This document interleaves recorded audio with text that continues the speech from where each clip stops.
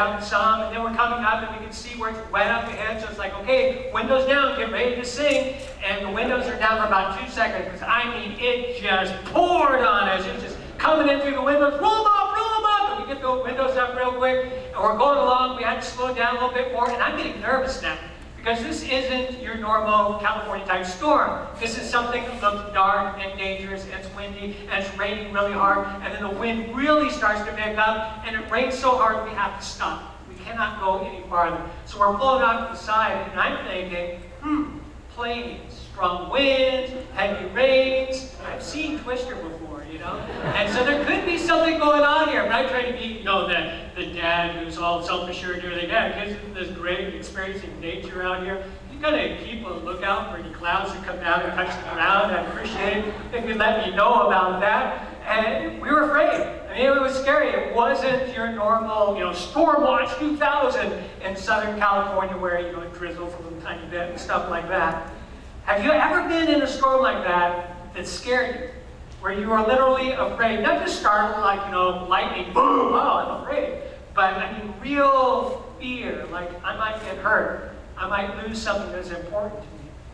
I was recently reading about the floods in Arkansas. Flash floods that caught people unprepared. I mean, who could be ready? 6 or 7 inches of rain in 1 hour. Just comes down, and the river swells up. There's this wall of water coming down, comes into a campground, and just washes it away. And they've got, you know, the interviews with people who climbed up into trees. And this one lady, her tears in her voice, and just really straining. I watched my child being swept away, and there was nothing I could do. My husband held on to me as we clung to that tree. There was fear. I mean, storms can be really scary things. And in order to understand today's story out of Mark, we need to understand that fear was very much a part of this story.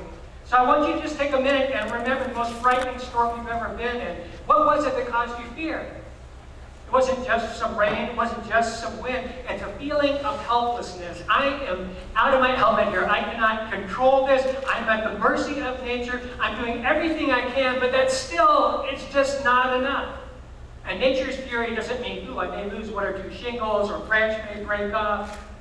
And we're talking about something that's threatening to send you to the bottom of the lake, or something that's threatening just to sweep you away. See, Mark uses this story, an event that Jesus travels with his disciples, to teach us something about ourselves, but also to teach us something about Jesus. A storm that came up and threatened Jesus and the people following him. And Luke and Matthew also record the story of this storm.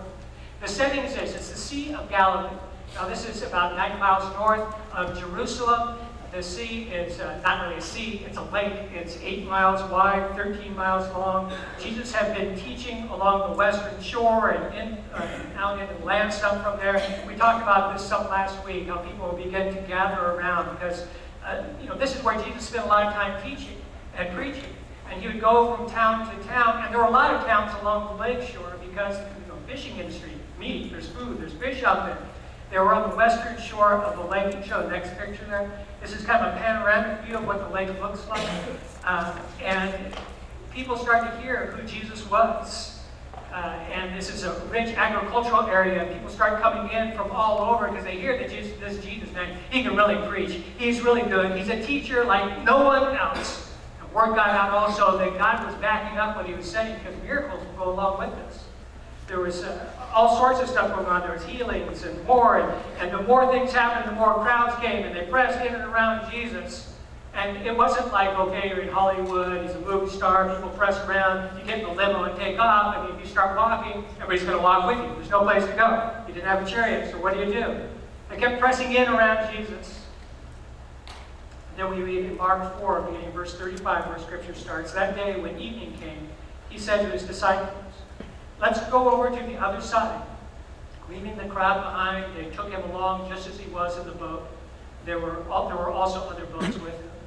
Now, this wasn't a long planned out excursion, like, okay, did you make reservations on the other side 4 days ago? Do you have all the food with us? Do you have all the clothing we need? Do you have everything? This is kind of a spur of the moment, man, the crowds are huge. Let's go to the other side of the lake. It's only 8 miles away. It's not that big of a deal.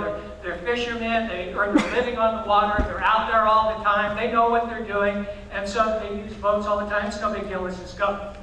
And so just kind of spur of the moment, they take off across the lake. And then we read in the next verse, verse 37, a furious squall came up, and the waves broke over the boat so that it was nearly swamped. Now this region is known for violent weather. There are mountains 2,000 to 9,000 feet high in the area where the air is real cool, gets cold, and sometimes the winds blow it down into the basin where the Sea of Galillee is. And the Sea of Galilee is a lake. I don't know why we call it sea, but it's a lake. But it's the largest freshwater lake, the lowest freshwater lake in the world. It's more than 600 feet below sea level. So the air down there, it's hot. It's heavy. And then you get this cold air blowing down. You got these winds coming through the canyon. And it can make for a weather pattern that just turns violent all of a sudden. In 1992, a storm destroyed portions of the town of Tiberias. This is some waves coming in off the lake. I mean, not your normal lake waves. Here, I've got lakefront property. No more you don't. Big waves are coming in there. It's happened in 1992.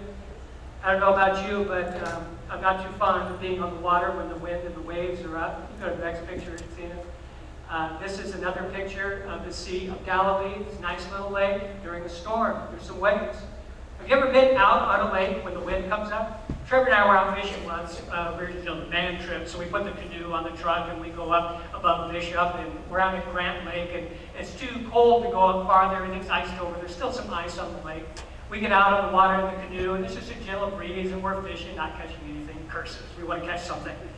And then the wind starts picking up.